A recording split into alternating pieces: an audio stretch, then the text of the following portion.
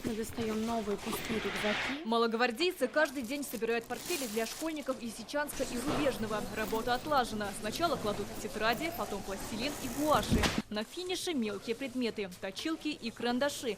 Всего 70 позиций. У нас есть разделение на младшие классы с 1 по 4, 5, и уже дальше идет у старших классов. У старших классов присутствует побольше тетрадей, чем у младших классов. Вот.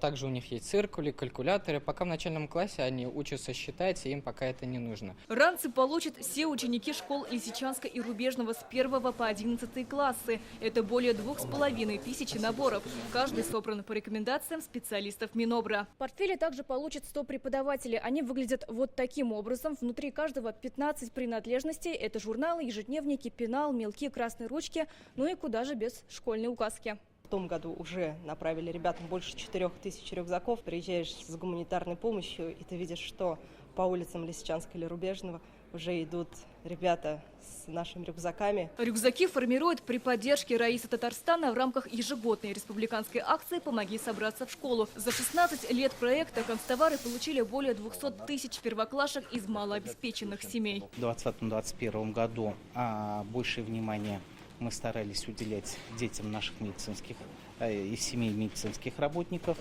Ну а последние 2 года это, конечно, дети из семей мобилизованных, контрактников, добровольцев, то есть всех тех, кто сегодня находится на передовой. Груз в подшефные города представители «Единой России» доставят 14 августа. До этого параллельно будет идти и сбор художественной литературы. Книги можно принести на Горького, 12. Сирина Васильева, Алмаз Зиадинов, ТНВ, Казань.